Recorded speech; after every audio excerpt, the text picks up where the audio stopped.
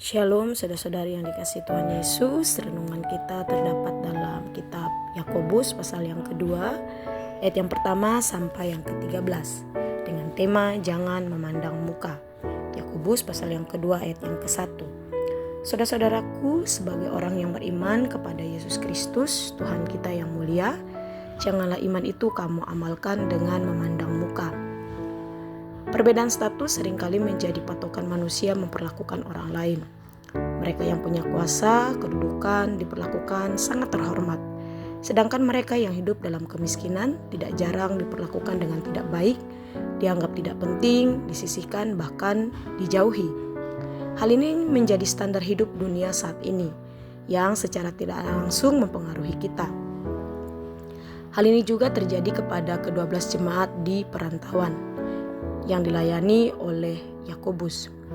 Yakobus mendengar berita tentang bagaimana jemaat yang ada di sana menetapkan standar ini kepada orang-orang yang ada di sana. Mereka memperlakukan orang yang punya kuasa dan kedudukan dengan sangat baik, sementara mereka yang miskin diperlakukan dengan tidak layak. Yakobus pasal yang kedua ayat yang ketiga. Yakobus dengan berani menuliskan surat kepada jemaat ke-12 suku perantauan.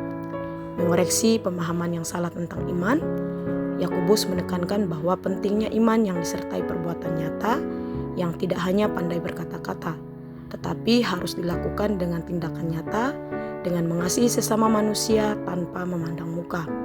Surat ini juga menekankan bahwa iman yang hidup adalah iman yang dinyatakan dalam tindakan kasih, keadilan, dan kesalehan, bukan malah menjadi hakim atas saudara-saudari yang secara status tidak setara dengan saudara-saudari yang kedudukannya lebih tinggi.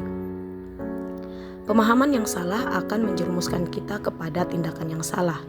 Dengan yakin, Yakobus menyampaikan bahwa kasih Allah adalah kasih yang dinyatakan kepada semua orang, yang dinyatakan dengan iman, yang teguh, dan dinyatakan dengan tindakan nyata.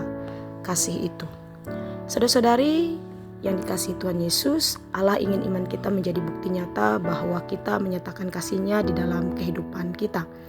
Setiap tindakan kita menjadi gambaran bahwa kasih Allah yang memulihkan, memampukan kita menjadi orang-orang yang dapat menyalurkan kasih itu kepada sesama kita manusia, bukan hanya kepada yang sudah percaya kepada Yesus, tetapi kepada mereka yang belum percaya. Dan janganlah memandang muka ketika kita menyatakan kasih itu, melainkan nyatakan kasih Allah kepada setiap orang.